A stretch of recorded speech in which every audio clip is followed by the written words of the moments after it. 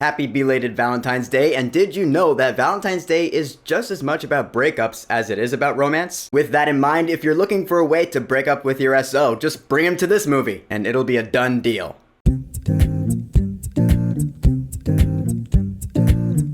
Madam Web. Except this is not Madam Web. So, Madam Web is the fourth film in Sony's Spider-Man universe. We've had two decent Venom movies, then we had Morbin Time, and now we have this, which is the proof that this franchise is declining. This movie takes place in the year 2003 for absolutely no reason whatsoever. Seriously, that's not like relevant to the plot at all. We have Dakota Johnson starring as Cassie Webb. She's a paramedic who gains the power of clairvoyance, and she comes across these three girls. Turns out this guy named Ezekiel Sims, who has Spider-Man-ish powers, is on the hunt for these girls because in the future they're gonna have spider-ish powers and they're gonna defeat him. So like the Terminator before him, he is on a mission to hunt them down and kill them. So Cassie Webb's gotta save them somehow. Alright, starting off from the get-go, this movie wasn't that good. Dakota Johnson, I guess she's just not that good of an actress. Or at least she's not in this movie. The way she delivered her lines was always really stiff and wooden. Not to mention her character was completely unlikable. She reminded me of Stephen Strange in the beginning of Doctor Strange, the first one, where you're like, this character is just an asshole. Except in Doctor Strange, he learns his lesson and it really works in that movie. In Madam Web, not so much. No, she's a bitch for most of this movie. And it's true, even towards the end when she's supposed to be learning her lesson, it doesn't feel earned. I don't get it. It doesn't make sense. And then you have these girls, Julia Cornwall, not Carpenter, played by Sydney Sweeney, Maddie Franklin, played by Celeste O'Connor, and Anya Corazon, played by Isabella Merced. They do each have their own personalities that makes them unique from each other, and I guess they do each have their own different tragic backstories, which are all explained via really clunky bad exposition. And that's the thing about it. You don't grow attached to these characters because they just do a lot of talking, not a lot of action. Yeah, you remember that phrase, action speaks louder than words. It seems like this movie forgot that. I'll touch on that more in a minute. Cause then there's the villain, Ezekiel Sims, who, like I said, does have Spider-Man-ish powers. He's got super strength, he can climb on walls, he just can't swing webs for some reason, I guess. But yeah, he is also a pretty boring villain, who has this absurd technology that should not exist. It's not explained how he acquired, well, I guess it is explained how he acquired it. I don't buy it at all. Point is, I'm probably not gonna remember this villain. In fact, I'm probably not gonna remember this movie. I mean, I'll get the easy complaint out of the way. The characters in this movie, Madam Web, Ezekiel Sims, they are nothing like how they are in Marvel lore, which,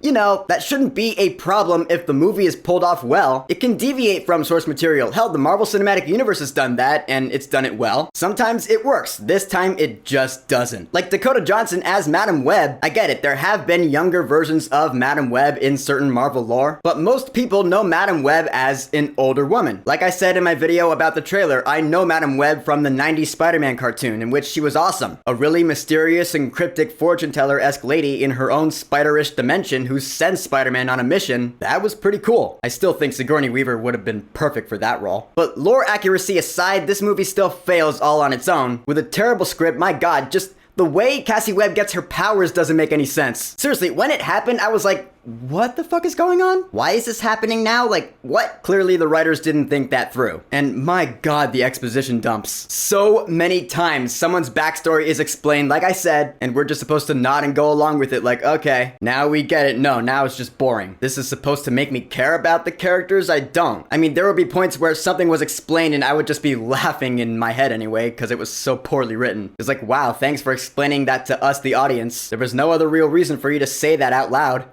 The way this movie was edited was shoddy as hell. I mean, yeah, okay, when Madam Web gets her visions, you know, it's gonna be a little jarring. Weird, quick jump cuts during the visions, ugh. And I know, when the trailer for this came out, everyone was like, yeah, this movie's gonna be shit. This movie was pretty much dead on arrival. You think the cast and crew knew that going into this movie? You gotta wonder, like, who at Sony thought this was okay? How did this get the green light? How does Sony give us this when less than a year ago they gave us Across the Spider-Verse? I get it though, different crew, different writers, different team entirely. I'm just saying, it's baffling. I'll tell you what this movie should have been because I thought about it. You have these Spider-Woman characters in this movie because I guess Sony clearly has the rights to them. So why not just give us a Spider-Woman movie? You want to have a Spider-Man franchise in live action? You can do Spider-Woman, you can do Julia Carpenter or either of the other ones, provided it's done well. We'd be fine with that. Instead, we have Grade B Terminator meets That's So Raven. That's what we get. But I will say this much for the movie. Bless its soul, The score was good. It was, I can't deny it. I heard a good theme in there. Some even horror-ish like elements. I liked what I was hearing. The musical score was probably the best part of the movie. But in the end, I will say this movie's not as bad as Morbius, at least not in my opinion. It's not. But it's still not good enough to warrant anything other than my worst rating. The script is abysmal, the acting isn't that good, pretty much all around. Clunky-ass exposition, shoddy editing. Just, yes, Sony is the studio these days making shit comic book movies. At least in live action. You know, like back in the early 2000s, we had movies like Daredevil, Hulk, Ghost Rider, Catwoman. Those were the comic book movies that people were hating on because they were bad. Sony's live-action Spider-Man universe movies are that these days. Yeah, for Madam Web, I am saying, don't go see this movie.